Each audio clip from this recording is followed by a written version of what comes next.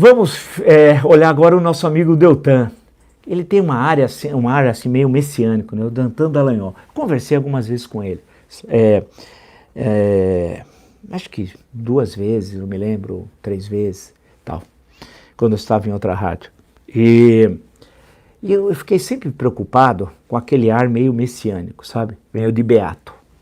Beato, mas que gosta do vil metal como poucos.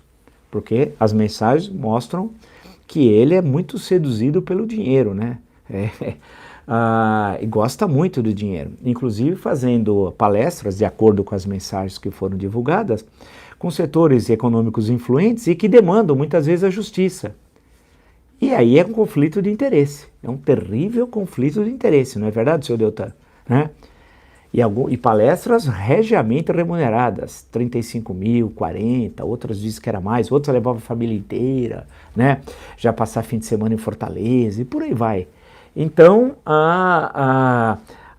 começou a usar a Lava Jato como instrumento para ganhar dinheiro. Né? E aí é grave. Né? E as mensagens mostram isso, inclusive as que foram reveladas esses dias, vão mostrando essa troca de mensagens e o favorecimento monetário dele, do Deltan Dallagnol. Bem, que tinha inclusive objetivos de ganhar X por ano, só com palestras, o que é bastante preocupante. Mas o que saiu hoje, essas revelações saíram na Folha de São Paulo e pelo site de Intercept Brasil, diz o seguinte, grosso modo: o Deltan Dallagnol incentivou colegas a investigar Dias Toffoli clandestinamente, quando ele passou a ser visto como adversário disposto a frear o avanço da operação. E aí, pelas informações transcritas aqui, são gravíssimas. Por isso que o Moro quer destruir tudo isso, com o apoio do Deltan. Porque ele usou estruturas de Estado, inclusive, desculpe, a Receita Federal, para perseguir. Eu não gosto do Dias Toffoli, não tenho nenhuma simpatia, já tantas vezes falei sobre isso, mas para perseguir o Dias Toffoli, inclusive a mulher do Dias Toffoli e a mulher do Gilmar Mendes. E usando a estrutura de Estado, no caso, a Receita Federal.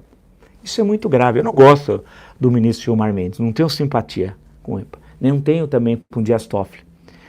Mas isso não faz com que eu apoie uma ação ilegal como essa, de ditadura. Isso é coisa de ditadura. Isso é coisa de ditadura. Porque você que me acompanha, vocês que me acompanham, tem de entender o seguinte: se ele fez isso com gente poderosa, o que ele pode fazer com a gente? É isso que a gente tem de entender. O que ele pode fazer com a gente, né? Ele usar a Receita Federal. É bom lembrar que não é a primeira vez que usa a Receita Federal. Lembro que na campanha eleitoral de 2010, não sei se foi na cidade de Mauá, porque é possível detectar, na região metropolitana de São Paulo, foi usado informações da Receita Federal contra o candidato José Serra, né? E foi detectado que foi de lá. E outras vezes a Receita Federal também, militantes e tal. Então perceba que você tem, estou falando de várias posições político-ideológicas, que querem utilizar informações sigilosas para prejudicar adversários políticos. E é isso, né? Porque as mensagens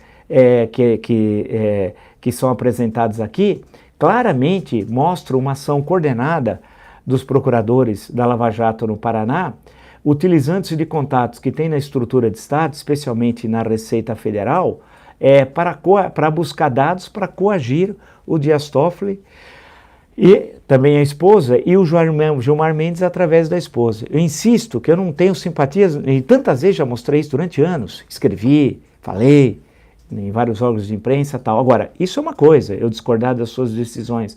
Outra coisa é concordar com uma ação policial, de um Estado policial. E é isso que o Deltan Dallagnol acabou fazendo, e vocês podem entrar no site do Intercept Brasil especialmente, porque esse é aberto a todos, né? Não precisa ter assinatura, e lá você tem todos os diálogos, né? As trocas de informações e como foi sendo articulada uma ação claramente para envolver o ministro para objetivos políticos do Ministério Público Federal do Paraná. Isso é terrível, hein? Isso é terrível. E está aqui, tem uma série de informações, eu não vou ler todos os diálogos, mas está aqui, está bem longo, vocês podem consultar. Bem, note que, como nós tínhamos dito, o reinício com o fim das férias forenses, né? Agora o Congresso também volta ativa, nós vamos ter uma temperatura política muito alta, porque e teremos a live ainda do Bolsonaro. Estamos tendo aí a live do Bolsonaro, que vai ter um monte de asneira. Hoje é quinta. Ele vai falar um monte de asneira, né? Ele continua, ele está em surto. O momento do Bolsonaro agora é um momento de surto. E só que agora ele ocupou o espaço sozinho no recesso forense e legislativo. Agora esses dois poderes vão estar ativos e vão encontrar resistência e vão resistir aos avanços ditatoriais do Jair Bolsonaro. Então a tendência, se a gente fosse desenhar um cenário, hoje é o dia, estamos iniciando o mês de agosto, a tendência é um mês de agosto de crise. E não vai faltar assunto para nós. Isso não é bom, pode ser bom só para as nossas discussões, mas para o país é muito ruim. Porque isso emperra o processo de recuperação econômica. Enquanto não solucionarmos a crise política, a estagnação econômica permanece. E o perigo é ela se transformar em depressão. E é bom lembrar que esse perigo no campo econômico já foi destacado no relatório do economista Afonso Celso Pastore, naquele relatório que eu já comentei algumas vezes, que ele falava que havia um risco de você sair da recessão chegando até a depressão. E aí, salve-se quem puder. Então nós temos de evitar que o país entre numa depressão econômica. E aí, antes, é necessário resolver a crise política.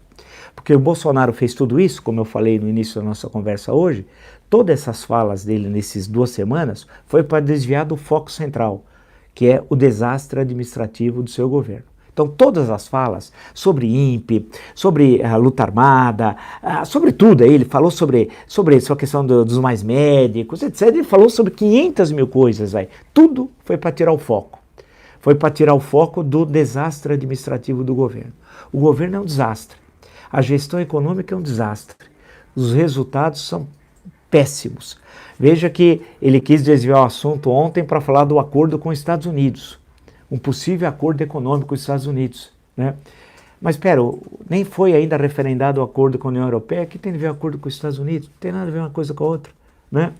E aí ele repetiu o que o secretário de Comércio dos Estados Unidos disse. Olha como ele é cachorrinho, é aquele cachorrinho que balança o rabinho para o imperialismo americano. O secretário de Comércio disse assim, olha, nesse acordo com a União Europeia pode ter alguns artigos que vão ser problemáticos aí para o Brasil. Ele repetiu a mesma coisa. Pode ter nesse acordo alguns pontos que nos prejudiquem. O acordo foi negociado por 2 ministros e um secretário. Ministro das Relações Exteriores, Ministro da Agricultura e o Secretário de Comércio Exterior, brasileiro. Será que eles não viram isso? Não tinha isso. Isso daí ele repetiu a fala como um cachorrinho amestrado do Secretário de Comércio dos Estados Unidos, que disse isso. É inacreditável. E hoje no site da Secretaria de Comércio americana, no site, está dizendo que o Secretário de Comércio está na Argentina. Nós viramos Argentina. Está dizendo que está na Argentina. Isso é para vocês entenderem que para nós, para eles, a norte do Rio Grande, não somos nada. E ainda temos um presidente que fica de joelhos, um banana. O Jair Bolsonaro é um banana, a serviço do imperialismo, é um banana. Hoje ele voltou a dizer assim, eu sou fã do Trump. Você já viu um presidente se referir a outro dessa forma? Vocês já viram isso na história moderna? Nem os ditadores da época da América Latina, esses ditadores que passaram pela literatura, né, não tinham coragem. Se pegar o Somoza na Nicarágua, não falava isso do presidente americano, o Trujillo na República Dominicana, não tinha coragem. Se pegar esses ditadores, peguei 2, ele diz assim, eu sou fã do Trump. É um cachorrinho, balança o rabinho a serviço de interesses norte-americanos. Então o que ele faz? Como o governo dele, veja, é um desastre econômico, ele esconde o desastre pegando esses... Ele age na época como fosse deputado federal. Era assim. Como ele não trabalhava, ele encontrava adversários, que era Maria do Rosário, o Jean Willis. Né? Ele fazia isso, ele dirigia, ficava 4 meses sem trabalhar, falava uma coisa contra o PT. Mais 4 meses, falava uma coisa contra o PT. Mais 4 meses, uma coisa, na época da gestão, do Fernando Henrique Cardoso. É assim que ele fazia, é assim que ele trabalhava. Né? Como é um ocioso. Ele, como presidente, age da mesma forma. Né? Como ele quer esconder o que ele não faz, ele faz isso como deputado, reproduz isso como presidente da República.